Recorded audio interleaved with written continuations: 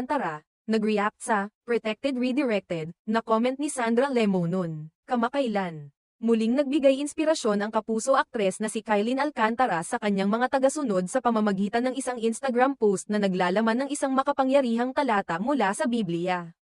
Ang post na ito ay agad na naging viral at nakatanggap ng maraming positibong reaksyon mula sa kanyang mga fans at ilang personalidad sa industriya.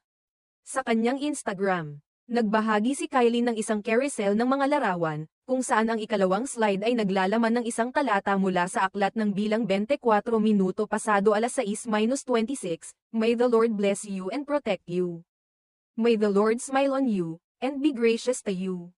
May the Lord show you His favor and give you His peace. Ang mensaheng ito ay puno ng pag-asa at pagpapalakas ng loob, na tumagos sa puso ng maraming netizens. Marami sa kanila ang nag-iwan ng mga komento ng pasasalamat at paghanga sa aktres, na